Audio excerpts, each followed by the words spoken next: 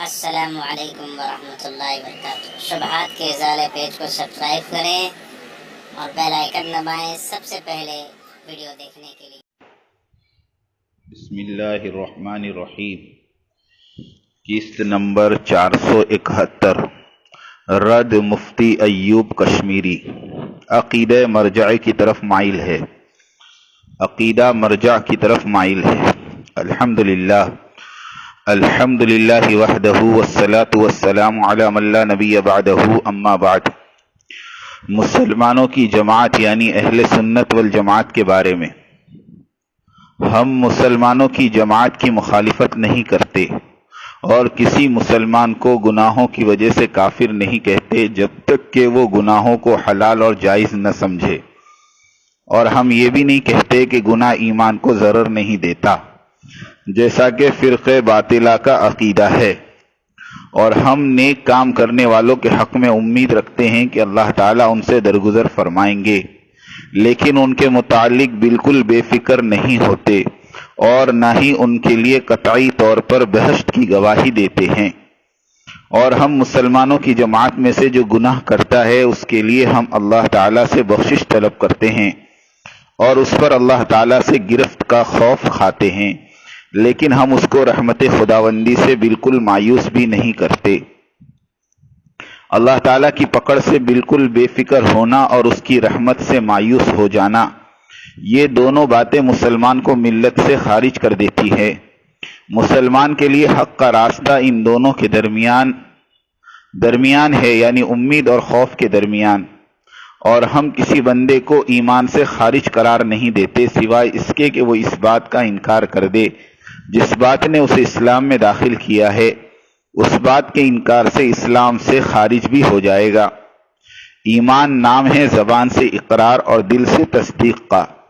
جو کچھ اللہ تعالیٰ نے قرآن میں نازل فرمایا ہے اور جو کچھ رسول اللہ صلی اللہ علیہ وسلم نے ارشاد فرمایا ہے، جو سند کے اعتبار سے صحیح ثابت ہو، برحق ہے۔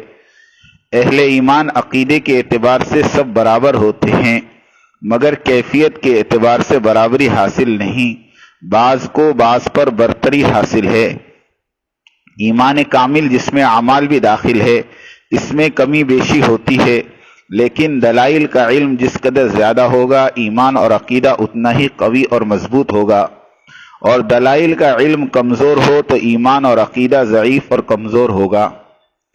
مشہور روایت ہے کہ شیطان پر ایک عالم 1000 عابدوں سے زیادہ بھاری ہے، اور ایمان کے بارے میں لفظ فَاعْلَمْ أَنَّهُ لَا إِلَٰهَ إِلَّا اللَّهُ میں کلمہ طیبہ سے قبل علم کو رکھنا ہی سب سے بڑی دلیل ہے۔ یہ ہماری کتاب التوحید ہے جو شرح ہے عقیدہ طحاویہ کی۔ دعوتی محنت سبب ہدایت ہے۔ دنیا دارالاسباب ہے، ہر چیز کے وجود میں لانے کے لیے اس لائن کی محنت کرنی پڑتی ہے۔ اولاد کی تمنا ہو تو شادی ضروری ہے، بھوک دور کرنا ہو تو کھانا کھانے کی ضرورت ہے، اسی طرح انسانوں کو صراط مستقیم پر لانے کے لیے دعوتی محنت کی ضرورت ہے۔ اگر کوئی شخص یہ کہے کہ اللہ قادر مطلق ہے، بنا بیوی کے بھی اولاد دے سکتا ہے، لہٰذا میں شادی کرنے کے لیے تیار نہیں ہوں، اسے جواب دیا جائے گا کہ پیارے تم تو نارمل زندگی جی رہے ہو، نارمل طریقے کو اپنانا ہوگا، اور وہ نارمل طریقہ شادی ہے۔ اب اگر کوئی مفتی صاحب یہ فتویٰ دے دے کہ بھائی آج سے کسی کو نکاح کرنے کی ضرورت نہیں ہے، اللہ قادر مطلق ہے، ویسے ہی گھر بیٹھے اسے اولاد عطا کر دیں گے، تو کیا عوام ان مفتی صاحب کے اس فتوے کو قبول کرے گی؟ اور جو شخص اس بات کو تفصیلی طور پر سمجھانے لگے تو مفتی صاحب نے یہ فتویٰ داغ دیا کہ اس شخص نے اللہ کے خالق مطلق ہونے کا انکار کیا۔ تو اب آپ ہی ایمانداری سے فرمائیے کہ عوام ان مفتی صاحب کے اس فتوے کا کیا حشر کریں گی؟ عوام کہیں گے کہ بھائی مفتی صاحب کا دماغی علاج کروائیے، اس لیے کہ یہ اللہ تعالیٰ کے نظام تخلیقی یعنی تکوینی نظام کے خلاف فتویٰ دے رہے ہیں۔ یہی حال ہدایت کا ہے۔ ہم دارالاسباب میں رہتے ہیں، جس طرح مال، اولاد اور صحت وغیرہ کے حصول کے لیے محنت کرنی پڑتی ہے، اسی طرح ہدایت حاصل کرنے یا کسی کو ہدایت مل جائے اس کے لیے محنت کرنی پڑتی ہے۔ ہم دعوتی محنت کے مکلف ہیں اور نتیجہ اللہ تعالیٰ کی ذات بابرکت پر منحصر ہے۔ جس طرح زوجین کی کوشش پر اللہ تعالیٰ ان کی اولاد سے گود بھر دیتے ہیں، اسی طرح دعوتی محنت کی برکت سے اللہ تعالیٰ قوموں کو ہدایت سے سرفراز فرماتے ہیں۔ مسلمانوں کی مدد سے امیر طاقتور ہو جاتا ہے۔ فَإِنَّ حَسْبَكَ اللَّهُ هُوَ الَّذِي أَيَّدَكَ بِنَصْرِهِ وَبِالْمُؤْمِنِينَ، تو یقیناً کافی ہے تمہارے لیے اللہ، وہی تو ہے جس نے قوت بہم پہنچائی تمہیں اپنی نصرت سے اور مومنین کے ذریعے سے۔ فائدہ: آیت بالا سے واضح ہوتا ہے کہ اللہ تعالیٰ نے اپنی اور مومنین کی مدد اور نصرت سے رسول اکرم صلی اللہ علیہ وسلم کو مضبوط کیا۔ حقیقت یہ ہے کہ اللہ کی نصرت کے بعد مومنین کی نصرت ہی ایسی چیز ہوتی ہے جس کے ذریعے سے نبی اور اس کے بعد خلیفہ یعنی امیر طاقتور اور مقتدر ہوتا ہے۔ لطیفہ: جس طرح ازراہ شفقت رحمت خداوندی نے اپنی نصرت کے ساتھ ساتھ مسلمانوں کی نصرت کی بھی تحسین فرمائی، بالکل اسی طرح ہدایت کے دینے میں بھی اپنی مرضی کے ساتھ ساتھ بندوں کی مساعی اور محنت کی پذیرائی فرماتے ہوئے ان کی کوششوں کو بھی سراہا کہ سبب کے طور پر تم دعوتی محنت کرو گے اور ہم اپنی مرضی سے جسے مناسب سمجھیں گے ہدایت سے نوازتے رہیں گے۔ جس طرح فصل اناج کے لیے زمیندارہ، اولاد کے حصول کے لیے شادی، اسی طرح بندوں کی ہدایت کے لیے دعوتی محنت۔ اللہ تعالیٰ اپنے نبی اور رسول سے فرمایا: یا ایھا الرسول بلغ ما انزل الیک من ربک وان لم تفعل فما بلغت رسالتہ، اے رسول جو کچھ بھی آپ کی طرف آپ کے رب کی جانب سے نازل کیا گیا ہے پہنچا دیجئے، اگر آپ نے ایسا نہ کیا تو آپ نے اللہ کی رسالت ادا نہیں کی۔ فائدہ: حضور اکرم صلی اللہ علیہ وسلم پر جو کچھ نازل ہوا بلا کم و کاست اور بلا خوف لومۃ لائم آپ نے لوگوں تک پہنچا دیا۔ ام المومنین حضرت عائشہ رضی اللہ تعالیٰ عنہ فرماتی ہیں کہ جو شخص یہ گمان کرے کہ رسول اللہ صلی اللہ علیہ وسلم نے کچھ چھپا لیا ہے اس نے یقیناً جھوٹ کہا۔ حضرت علی رضی اللہ تعالیٰ عنہ سے سوال کیا گیا کہ تمہارے پاس قرآن مجید کے علاوہ وحی کے ذریعے نازل شدہ کوئی بات ہے؟ تو انہوں نے قسم کھا کر فرمایا کہ کچھ بھی نہیں، اور فرمایا البتہ قرآن مجید کا فہم ہے جسے اللہ تعالیٰ کسی کو بھی عطا فرما دے۔ یہ جواب تھا دیگر معترضین اور مفتی ایوب صاحب کشمیری کے اس سوال کا جو حضرت جی مولانا سعد صاحب زید مجدہو کی طرف منسوب کیا کرتے ہیں کہ حضرت جی نے فرمایا اللہ ہدایت نہیں دیتا، نعوذ باللہ من ذالک۔ یہی سوال کسی اور ایک معترض نے دارالعلوم دیوبند والوں سے کیا تھا تو ان کا جواب ملاحظہ فرمائیں۔ سعد صاحب، اگر ہدایت اللہ کے ہاتھ میں ہوتی تو نبیوں کو کیوں بھیجتا؟ عقائد ایمانیات دعوت و تبلیغ، سوال نمبر 69,264۔ حضرت جی رابع مولانا سعد صاحب کے بیانوں کے ٹکڑے ٹکڑے کر کے فتویٰ پوچھنا۔ سوال: ایک ٹکڑا بیان کا، ہدایت اللہ کے ہاتھ میں نہیں، یہ بات مولانا سعد صاحب نے اپنے بیان میں کہی ہے کہ اللہ کے ہاتھ میں ہدایت نہیں، ورنہ وہ نبیوں کو دنیا میں کیوں بھیجتا؟ سائل کہتا ہے کہ میں نے دیوبندی علماء کو پڑھ کر دین کی طرف چلنا سیکھا، لیکن میرے کیے گئے سوال پر جو ایک سیدھی سادی بات ہے علماء دیوبند نے جواب نہیں دیا۔ جواب نہ ملتا دیکھ کر دکھ ہوا۔ یہ ایک بیان میں کہی گئی باتیں ہیں جن میں سے سب سے اہم بات یہی ہے کہ اللہ کے ہاتھ میں ہدایت نہیں، ورنہ وہ نبیوں کو دنیا میں کیوں بھیجتا؟ یہ الفاظ آپ کے نزدیک کیا اسلامی حیثیت رکھتے ہیں؟ اور ایسا بیان کرنے والے کے لیے وقت کے علماء حضرات کیا رائے قائم کرتے ہیں؟ یہ دو باتیں جاننا مقصود ہے، اگر جواب مل سکے تو بڑی مہربانی ہوگی۔ اگست 3، 2016۔ جواب: بسم اللہ الرحمن الرحیم۔ پچھلے استفتاء میں آپ نے 4 جملے نقل کیے گئے اور وہ پوری عبارت نہیں ہے، اس لیے تنقیح کی ضرورت محسوس ہوئی۔ اس کے جواب میں آپ کو چاہیے تھا کہ بیان کی وہ عبارت پوری لکھتے جن سے ان جملوں کا مقصد خود بخود واضح ہو جاتا۔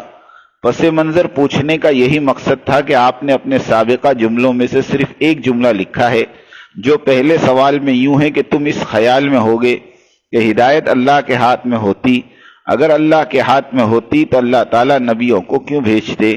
اور اب دوسرے سوال میں وہی جملہ یوں ہے کہ اللہ کے ہاتھ میں ہدایت نہیں، ورنہ وہ نبیوں کو دنیا میں کیوں بھیجتا؟ پہلی عبارت کو اگر یوں لکھ دیا جائے کہ تم اس خیال میں ہوگے کہ ہدایت اللہ کے ہاتھ میں ہوتی، لہذا ہماری محنت کی کیا ضرورت ہے؟ حالانکہ اگر بات ایسی ہی ہوتی تو اللہ نبیوں کو کیوں بھیجتے؟ تو آپ خود غور کیجئے کہ اس میں کیا برائی ہے، اور اگر مقصود کلام وہی ہے جو آپ کی دوسری عبارت سے ظاہر ہے تو اس کو کون صحیح سمجھ سکتا ہے؟ ویسے اس معاملے میں بہتر یہی تھا کہ پورا بیان یکسوئی سے سن لیا جاتا یا صاحب معاملہ سے ہی دریافت کر لیا جاتا۔ واللہ تعالی عالم۔ دارالفتاء دارالعلوم دیوبند۔ تنبیہ: دراصل یہ سوچ گمراہ فرقے قدریہ کی سوچ ہے۔ اس فرقے کا عقیدہ یہ ہے کہ جو کچھ اللہ تعالیٰ نے جس کے حق میں مقدر کر دیا ہے وہ ہو کر رہے گا، لہٰذا ہمیں کچھ کرنے کی ضرورت نہیں۔ یہ گمراہ فرقہ تھا، اہل سنت والجماعت سے خارج تھا۔ تقریباً آج سے 20-22 سال قبل ایک آکسفورڈ کی اسلامک آرگنائزیشن کی طرف سے ہم سے یہ سوال پوچھا گیا تھا کہ ہر چیز مقدر ہو چکی ہے تو ہمیں کچھ کرنے کی کیا ضرورت ہے؟ ہم نے جواب میں لکھا کہ اگر تمہاری کلاس میں 20 طلبہ ہو، استاد نے اپنے تجربے سے بھانپ لیا کہ 5 طلبہ ذہین ہیں، محنتی ہیں، یہ ضرور فرسٹ کلاس سے پاس ہوں گے، دوسرے 5 درمیانی درجے کے ہیں، یہ ضرور سیکنڈ کلاس سے پاس ہوں گے، اور باقی کے طلبہ کند ذہن کے اور سست قسم کے ہیں، یہ سب فیل ہوں گے۔ پھر پروفیسر صاحب نے اپنی انالائسس، سوچ اور تحقیق کو پرچوں پر لکھ کر طلبہ کے اپنے اپنے نام سے لفافے دے دیے، کہا کہ ان لفافوں کو تعلیمی سال کے ختم ہونے پر کھول کر دیکھ لینا۔ سال گزر گیا، امتحانات ہوئے، رزلٹ ایسا ہی نکلا جیسے پروفیسر صاحب نے لکھا تھا۔ اب جو طلبہ فیل ہو گئے وہ ڈنڈے لے کر آ گئے اور پروفیسر صاحب سے جھگڑنے لگے کہ ہم اس لیے فیل ہوئے کہ 1 سال پہلے آپ نے لکھ دیا تھا، اب آپ خود بتلاؤ کہ یہ طلبہ کا شکوہ اور گیلہ کرنا قابل قبول ہو سکتا ہے؟ جبکہ انہوں نے محنت ہی نہیں کی اس لیے فیل ہوئے۔ اس تقدیر کے بارے میں اصل بات جو ہے وہ یہ ہے، یعنی جو کچھ تم کرنے جا رہے ہو اللہ تعالیٰ تمہارے کرنے سے پہلے ہی اس چیز سے باخبر ہے۔ الحمدللہ آرگنائزیشن والوں نے دعائیں دی کہ ہماری سوچ بدل گئی اس مضمون سے۔ مفتی ایوب صاحب، آپ اعتراض نمبر 1 یعنی ایمان بلا عمل کے بارے میں فرقے مرجع، اور دوسرے اعتراض یعنی اللہ ہدایت دیتے ہیں اس کے لیے دعوتی محنت کی ضرورت نہیں ہے، میں فرقے قدریہ کی پیروی کرتے ہیں، اور یہ دونوں عقائد اہل سنت والجماعت کے یکسر خلاف ہیں۔ اب آپ فیصلہ کریں کہ آپ کیا ہے۔ اگر آپ اہل سنت والجماعت سے منسلک رہنا چاہتے ہیں تو اعلانیہ توبہ کر کے اپنے فاسد عقیدے سے برات ظاہر کریں اور عقیدے اہل سنت والجماعت پر لوٹیں۔ اگر توبہ نہ کرنے اور ان گمراہ عقائد پر جمے رہنے کی ٹھان لی ہے تو ہم باضابطہ آپ کے گمراہ ہونے اور عقائد کی لائن سے ارتداد کا اعلان کرنے پر مجبور ہیں۔ ہم آپ کو 3 دن سوچنے کا موقع دیتے ہیں۔ بغض اور عناد کفر تک لے جاتا ہے۔ مولانا سعد صاحب والی دشمنی اور بغض عناد نے سیدھے سادے مفتی صاحب کو جرم ارتداد تک پہنچا دیا۔ اس لیے بزرگوں نے فرمایا کہ جتنی چادر ہے اسی قدر پھیر پھیلاؤ، جتنا علم ہے اتنی ہی باتیں کیا کرو، مگر دشمنی عقل کو اندھا کر دیتی ہے۔ اس دشمنی میں مفتی ایوب صاحب نے اس قدر غلط باتیں کہیں کہ ہم ان پر روشنی ڈال کر وقت ضائع نہیں کرنا چاہتے۔ اس سے قبل بھی مفتی ایوب صاحب نے معراج والی باتوں پر رجوع کیا ہے، پھر چند دن بعد ان 2 مذکورہ باتیں بیان کر دی۔ امت مسلمہ کے دین اور اسلام کے محافظ مفتی جمیل صاحب کشمیری، مفتی سلیم اللہ خان صاحب احمد نگری مہاراشٹر نے وقت پر مفتی ایوب صاحب کی بیان کردہ باتوں پر گرفت کی، بہت بہتر ہوا، ورنہ مفتی صاحب اور کیا کیا باتیں بیان کر دیتے۔ الامر فوق الادب کے تحت دونوں مفتیان کرام نے اپنے حد ادب میں رہتے ہوئے مفتی ایوب صاحب کی باتوں پر استفسار فرمایا، مگر ہونا تو یہ چاہیے تھا کہ عمر میں بڑے ہونے کی وجہ سے مفتی ایوب صاحب ان نوجوان مفتیان کرام کا حوصلہ بڑھاتے اور انہیں سراہتے، مگر فون ہی کاٹ دیا، العیاذ باللہ۔ تنبیہ: ہم اسباب کی دنیا میں رہتے ہیں، بنا بیوی بچہ نہیں ملتا، تو پھر بنا دعوتی محنت کے ہدایت کیوں کر ممکن ہے؟ اللہ تعالیٰ کی 2 بڑی صفتیں بیان کی گئی، الا لہ الخلق والامر، یاد رکھو اللہ کے دو نظام ہیں، ایک تخلیقی نظام، ایک قدرتی نظام۔ جب بندوں کا ظاہری نظام فیل ہوتا نظر آتا ہے تو پھر اللہ تعالیٰ اپنا قدرتی نظام استعمال فرماتے ہیں۔ سیدنا عیسیٰ علیہ السلام رومی فوجیوں سے اسبابی لائن سے اپنے جان کی حفاظت نہ کر سکے تو اللہ تعالیٰ نے امر کن والا قدرتی نظام استعمال فرمایا اور گھر کی چھت پھاڑ کر فرشتوں کے ذریعے آسمانوں میں اپنی طرف زندہ اٹھا لیا۔ ہم تخلیقی نظام یعنی اسبابی نظام کے مکلف ہیں، اس لیے سبب ہی کی بات کریں گے مگر قدرت پر یقین کامل کے ساتھ۔ جس طرح ہر چیز کے وجود میں لانے کے لیے محنت ہے، اسی طرح ہدایت کے پھیلانے کے لیے دعوتی کام سبب ہے۔ اللہ ہمیں سمجھ عطا فرمائے۔ وآخر دعوانا ان الحمد للہ رب العالمین۔